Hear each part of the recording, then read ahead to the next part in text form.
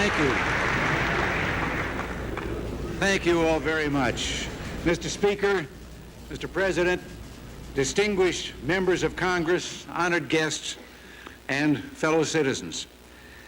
Only a month ago, I was your guest in this historic building, and I pledged to you my cooperation in doing what is right for this nation that we all love so much. I'm here tonight to reaffirm that pledge and to ask that we share in restoring the promise that is offered to every citizen by this, the last best hope of man on earth. All of us are aware of the punishing inflation which has, for the first time in 60 years, held to double-digit figures for 2 years in a row. Interest rates have reached absurd levels of more than 20% and over 15% for those who would borrow to buy a home. All across this land, one can see newly built homes standing vacant, unsold, because of mortgage interest rates. Almost 8 million Americans are out of work. These are people who want to be productive. But as the months go by, despair dominates their lives. The threats of layoff and unemployment hang over other millions, and all who work are frustrated by their inability to keep up with inflation. One worker in a Midwest city put it to me this way. He said, "I'm bringing home more dollars than I ever believed I could possibly earn, but I seem to be getting worse off." And he is. Not only have hourly earnings of the American worker, after adjusting for inflation, declined 5% over the past 5 years, but in these 5 years, federal personal taxes for the average family have increased 67%. We can no longer procrastinate and hope that things will get better. They will not. Unless we act forcefully, and now, the economy will get worse. Can we who man the ship of state deny it is somewhat out of control? Our national debt is approaching $1 trillion. A few weeks ago, I called such a figure, $1 trillion, incomprehensible. And I've been trying ever since to think of a way to illustrate how big $1 trillion really is. And the best I could come up with is that if you had a stack of $1,000 bills in your hand, only 4 inches high, you'd be a millionaire. $1 trillion would be a stack of $1,000 bills 67 miles high. The interest on the public debt this year, we know, will be over $90 billion. And unless we change the proposed spending for the fiscal year beginning October 1st, we'll add another almost $80 billion to the debt. Adding to our troubles is a mass of regulations imposed on the shopkeeper, the farmer, the craftsman, professionals, and major industry that is estimated to add $100 billion to the price of the things we buy, and it reduces our ability to produce. The rate of increase in American productivity, once one of the highest in the world, is among the lowest of all major industrial nations. Indeed, it has actually declined in the last 3 years. Now, I've painted a pretty grim picture, but I think I've painted it accurately. It is within our power to change this picture, and we can act with hope. There's nothing wrong with our internal strengths. There has been no breakdown in the human, technological, and natural resources upon which the economy is built. Based on this confidence in a system which has never failed us, but which we have failed through a lack of confidence and sometimes through a belief that we could fine-tune the economy and get a tune to our liking, I am proposing a comprehensive 4-point program. Now let me outline in detail some of the principal parts of this program. You'll each be provided with a completely detailed copy of the entire program. This plan is aimed at reducing the growth in government spending and taxing, reforming and eliminating regulations which are unnecessary and unproductive or counterproductive, and encouraging a consistent monetary policy aimed at maintaining the value of the currency. If enacted in full, this program can help America create 13 million new jobs, nearly 3 million more than we would have without these measures. It will also help us to gain control of inflation. It's important to note that we're only reducing the rate of increase in taxing and spending. We are not attempting to cut either spending or taxing levels below that which we presently have. This plan will get our economy moving again, productivity growth, and thus create the jobs that our people must have. And I'm asking that you join me in reducing direct federal spending by $41.4 billion in fiscal year 1982, along with another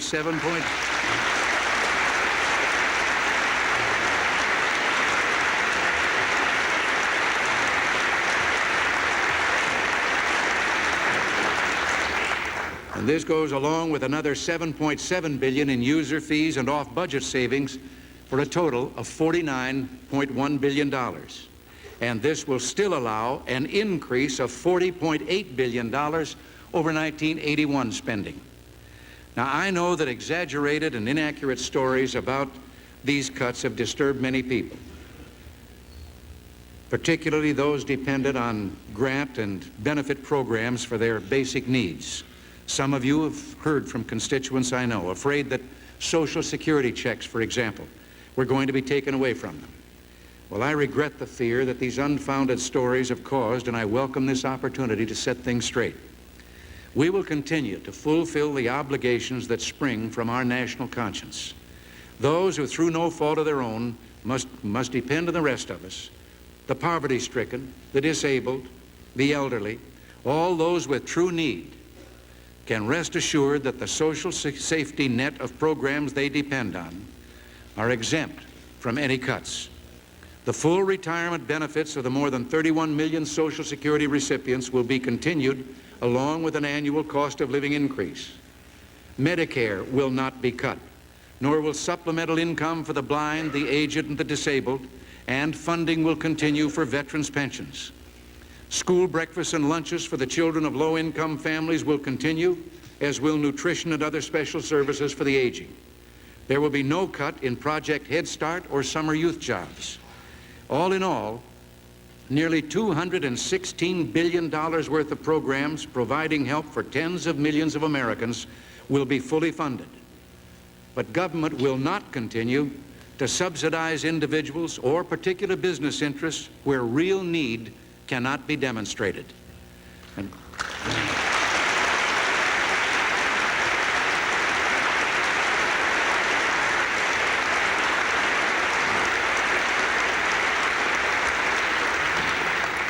And while we will reduce some subsidies to regional and local governments, we will at the same time convert a number of categorical grant programs into block grants to reduce wasteful administrative overhead and to give local governments and states more flexibility and control. We call for an end in duplication to federal programs and reform of those which are not cost effective. Now, already, some have protested that there must be no reduction in aid to schools.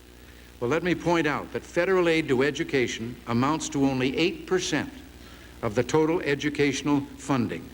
And for this 8%, the federal government has insisted on tremendously disproportionate share of control over our schools. Whatever reductions we've proposed in that 8% will amount to very little in the total cost of education. They will, however, restore more authority to states and local school districts.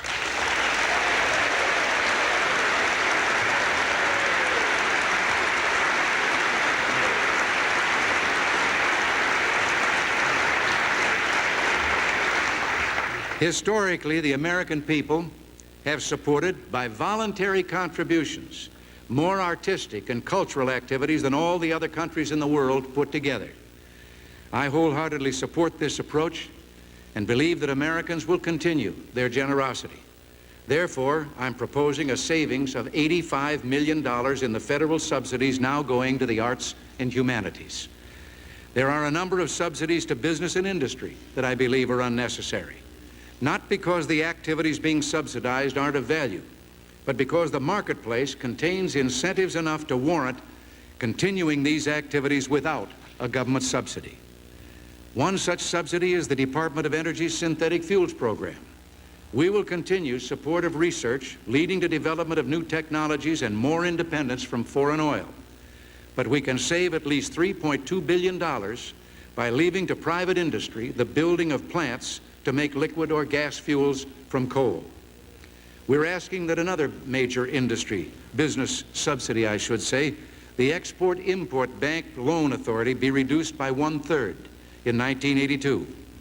We are doing this because the primary beneficiaries of taxpayer funds in this case are the exporting companies themselves, most of them profitable corporations.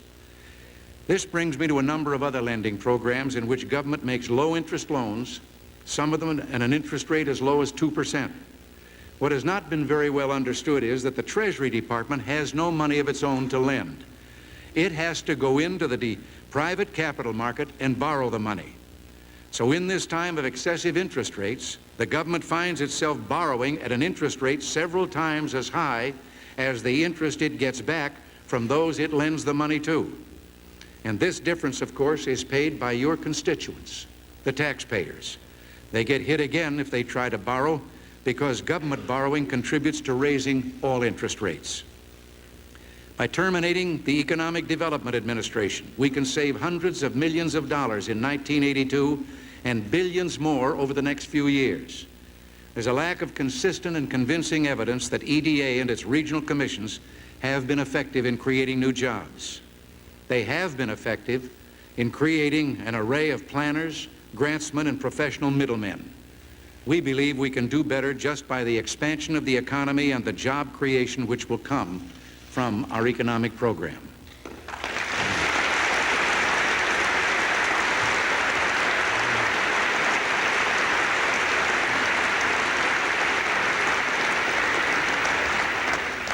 The food stamp program will be restored to its original purpose, to assist those without resources to purchase sufficient nutritional food.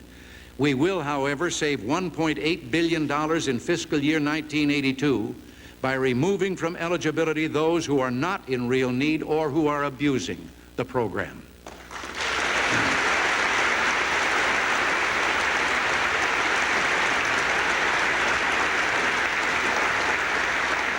But even with this reduction, the program will be budgeted for more than $10 billion. We will tighten welfare and give more attention to outside sources of income when determining the amount of welfare an individual is allowed. This, plus strong and effective work requirements, will save $520 million in the next year. I stated a moment ago our intention to keep the school breakfast and lunch programs for those in true need. But by cutting back on meals for children of families who can afford to pay, the savings will be $1.6 billion in fiscal year 1982. Now let me just touch on a few other areas which are typical of the kind of reductions we've included in this economic package. The Trade Adjustment Assistance Program provides benefits for workers who are unemployed when foreign imports reduce the market for various American products, causing shutdown of plants and layoff of workers. The purpose is to help these workers find jobs in growing sectors of our economy. There's nothing wrong with that. But because these benefits are paid out on top of normal unemployment benefits, we wind up paying greater benefits to those who lose their jobs because of foreign competition than we do to their friends and neighbors who are laid off due to domestic competition. Anyone must agree that this is unfair. Putting these two programs on the same footing will save $1.15 billion in just 1 year. Earlier, I made mention of changing categorical grants to states and local governments into block grants. Now, we know, of course, that the categorical grant programs burden local and state governments with a mass of federal regulations and federal paperwork. Ineffective targeting, wasteful administrative overhead, all can be eliminated by shifting the resources and decision-making authority to local and state government. This will also consolidate programs which are scattered throughout the federal bureaucracy, bringing government closer to the people and saving $23.9 billion over the next 5 years. Our program for economic renewal deals with a number of programs which at present are not cost-effective. An example is Medicaid. Right now, Washington provides the states with unlimited matching payments for their expenditures. At the same time, we here in Washington pretty much dictate how the states are going to manage those programs. We want to put a cap on how much the federal government will contribute, but at the same time allow the states much more flexibility in managing and structuring the programs. I know from our experience in California that such flexibility could have led to far more cost-effective reforms. Now, this will bring a savings of $1 billion next year. The space program has been and is important to America, and we plan to continue it.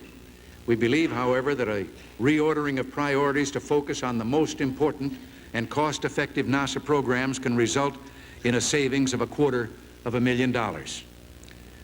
Now, coming down from space to the mailbox, the Postal Service has been consistently unable to live within its operating budget. It is still dependent on large federal subsidies. We propose reducing those subsidies by $632 million in 1982 to press the Postal Service into becoming more effective. And in subsequent years, the savings will continue to add up. The Economic Regulatory Administration in the Department of Energy has programs to force companies to convert to specific fuels. It has the authority to administer a gas rationing plan, and prior to decontrol, it ran the oil price control program. With these and other regulations gone, we can save several hundreds of millions of dollars over the next few years. I'm sure there's one department you've been waiting for me to mention, the Department of Defense. It's the only department in our entire program that will actually be increased over the present budgeted figure.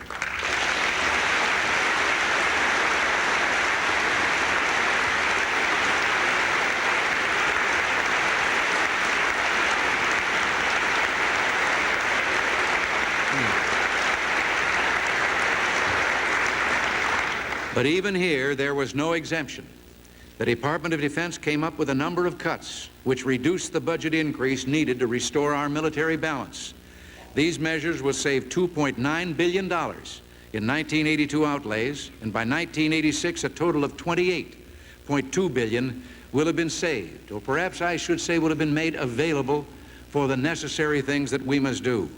The aim will be to provide the most effective defense for the lowest possible cost. I believe that my duty as president requires that I recommend increases in defense spending over the coming years.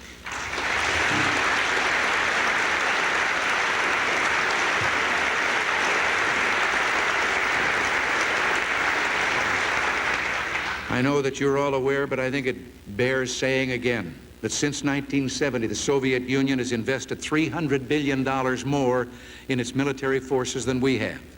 As a result of its massive military buildup, the Soviets have made a significant numerical advantage in strategic nuclear delivery systems, tactical aircraft, submarines, artillery, and anti-aircraft defense. To allow this imbalance to continue is a threat to our national security. Notwithstanding our economic straits, making the financial changes beginning now is far less costly than waiting and having to attempt a crash program several years from now. We remain committed to the goal of arms limitation through negotiation. I hope we can persuade our adversaries to come to realistic, balanced, and verifiable agreements.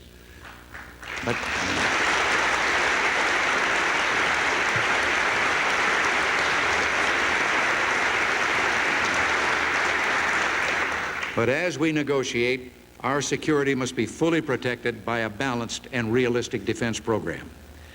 Now, let me say a word here about the general problem of waste and fraud in the federal government. One government estimate indicated that fraud alone may account for anywhere from 1% to 10%, as much as $25 billion of federal expenditures for social programs. If the tax dollars that are wasted or mismanaged are added to this fraud total, the staggering dimensions of this problem begin to emerge. The Office of Management and Budget is now putting together an interagency task force to attack waste and fraud.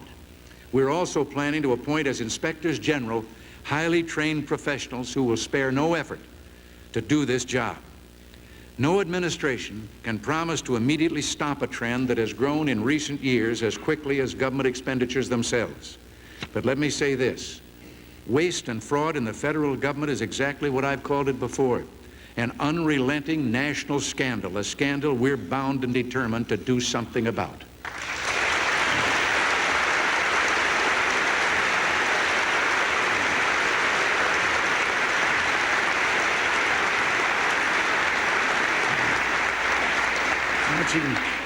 Marching in lockstep with the whole program of reductions in spending is the equally important program of reduced tax rates. Both are essential if we're to have economic recovery. It's time to create new jobs, to build and rebuild industry, and to give the American people room to do what they do best. And that can only be done with a tax program which provides incentive to increase productivity for both workers and industry. Our proposal is for a 10% across-the-board cut every year for 3 years in the tax rates for all individual income taxpayers, make a total cut in tax rates of 30%. This 3-year reduction will also apply to the tax on unearned income, leading toward an eventual elimination of the present differential between the tax on earned and unearned income. Now, I would have hoped that we could be retroactive with this, but as it stands, the effective starting date for these 10% personal income tax rate reductions will call for as of July 1st of this year. Again, let me remind you that while this 30% reduction will leave the taxpayers with $500 billion more in their pockets over the next 5 years, it's actually only a reduction in the tax increase already built into the system. Unlike some past quote-unquote tax reforms, this is not merely a shift of wealth between different sets of taxpayers. This proposal for an equal reduction in everyone's tax rates will expand our national prosperity, enlarge national incomes, and increase opportunities for all Americans. Some will argue, I know, that reducing tax rates now will be inflationary. A solid body of economic experts does not agree. And tax cuts adopted over the past 3/4 of a century indicate these economic experts are right. They will not be inflationary. I've had advice that in 1985, our real production in goods and services will grow by 20% and be $300 billion higher than it is today. The average worker's wage will rise in real purchasing power 8%, and this is in after-tax dollars. And this, of course, is predicated on a complete program of tax cuts and spending reductions being implemented. The other part of the tax package is aimed directly at providing business and industry with the capital needed to modernize and engage in more research and development. This will involve an increase in depreciation allowances. And this part of our tax proposal will be retroactive to January 1st. The present depreciation system is obsolete, needlessly complex, and economically counterproductive. Very simply, it bases the depreciation of plant, machinery, and vehicles and tools on their original cost with no recognition of how inflation has increased their replacement cost. We're proposing a much shorter write-off time than is presently allowed. A 5-year write-off for machinery, 3 years for vehicles and trucks, and a 10-year write-off for plant. In fiscal year 1992, under this plan, business would acquire nearly $10 billion for investment. By 1985, the figure would be nearly $45 billion. These changes are essential to provide the new investment which is needed to create millions of new jobs between now and 1985, and to make America competitive once again in the world market. Now,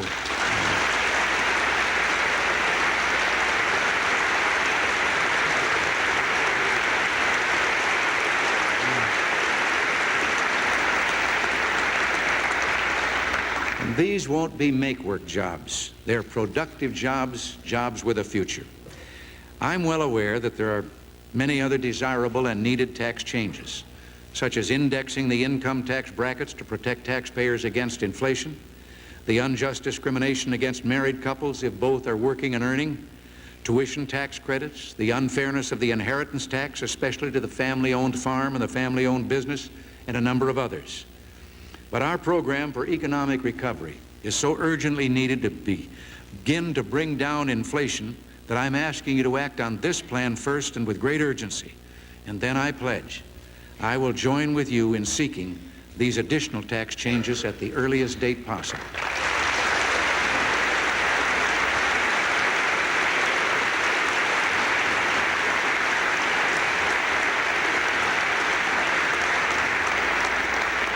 American society experienced a virtual explosion in government regulation during the past decade. Between 1970 and 1979, expenditures for the major regulatory agencies quadrupled. The number of pages published annually in the Federal Register nearly tripled. and the number of pages in the Code of Federal Regulations increased by nearly 2/3. The result has been higher prices, higher unemployment, and lower productivity growth. Overregulation causes small and independent businessmen and women, as well as large businesses, to defer or terminate plans for expansion, and since they're responsible for most of the new jobs, those new jobs just aren't created. Now, we have no intention of dismantling the regulatory agencies, especially those necessary to protect the environment and assure the public health and safety. However, we must come to grips with inefficient and burdensome regulations, eliminate those we can, and reform the others. I have asked Vice President Bush to head a cabinet-level task force on regulatory relief. Second, I asked each member of my cabinet to postpone the effective dates of the hundreds of new regulations which have not yet been implemented. Third, in coordination with the task force, many of the agency heads have already taken prompt action to review and rescind existing burdensome regulations. And finally, just yesterday, I signed an executive order that for the first time provides for effective and coordinated management of the regulatory process. Much has been accomplished, but it's only a beginning. We will eliminate those regulations that are unproductive and unnecessary by executive order where possible, and cooperate fully with you on those that require legislation. The final aspect of our plan requires a national monetary policy which does not allow money growth to increase consistently faster than the growth of goods and services. In order to curb inflation, we need to slow the growth in our money supply. Now, we fully recognize the independence of the Federal Reserve System. We'll do nothing to interfere with or undermine that independence.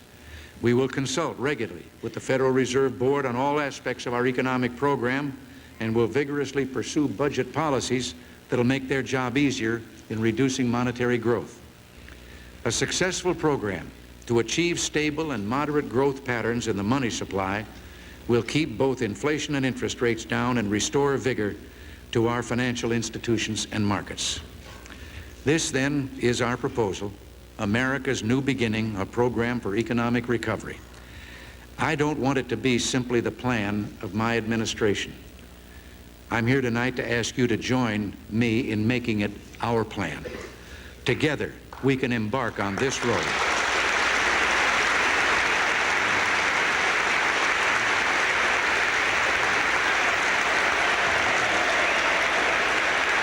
Thank you very much.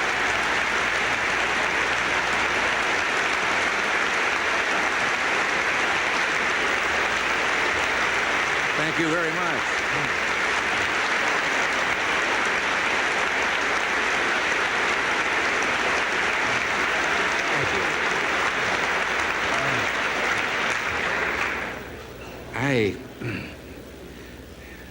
I should have arranged to quit right there.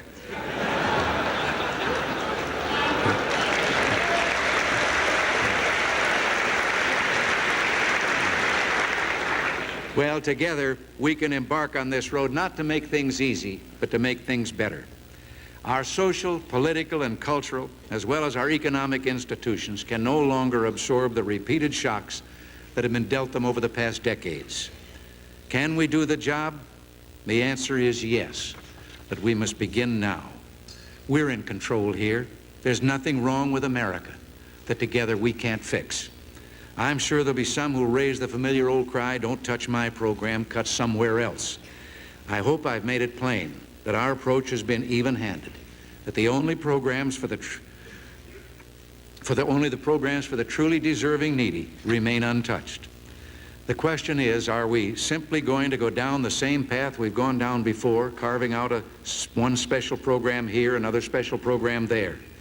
I don't think that's what the American people expect of us. More important, I don't think that's what they want. They're ready to return to the source of our strength. The substance and prosperity of our nation is built by wages brought home from the factories and the mills, the farms and the shops. They are the services provided in 10,000 corners of America, the interest on the thrift of our people, and in the returns for their risk-taking. The production of America is the possession of those who build, serve, create, and produce. For too long now, we've removed from our people the decisions on how to dispose of what they created. We've strayed from first principles. We must alter our course. The taxing power of government must be used to provide revenues for legitimate government purposes. It must not be used to regulate the economy or bring about social change.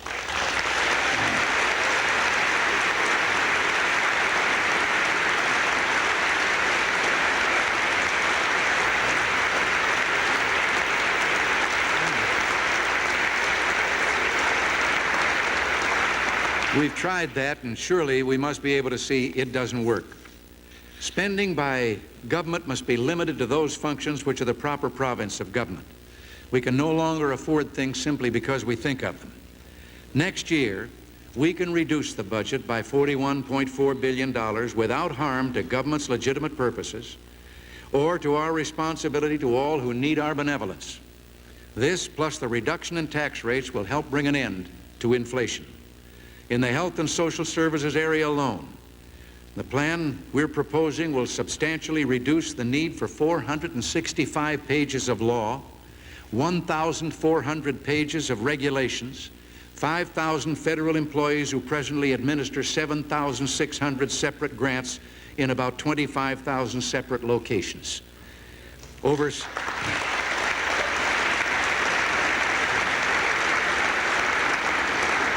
Over 7 million man and woman hours of work by state and local officials are required to fill out government forms. I would direct a question to those who have indicated already an unwillingness to accept such a plan. Have they an alternative which offers a greater chance of balancing the budget, reducing and eliminating inflation, stimulating the creation of jobs, and reducing the tax burden? And if they haven't, are they suggesting we can continue on the present course without coming to a day of reckoning? If we don't do this,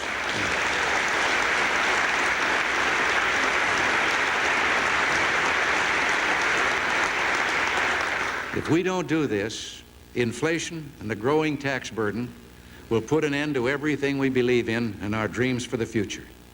We don't have an option of living with inflation and its attendant tragedy, millions of productive people willing and able to work but unable to find a buyer for their work in the job market. We have an alternative, and that is the program for economic recovery. True, it'll take time for the favorable effects of our proposal to be felt. So we must begin now. The people are watching and waiting. They don't demand miracles. They do expect us to act. Let us act together. Thank you.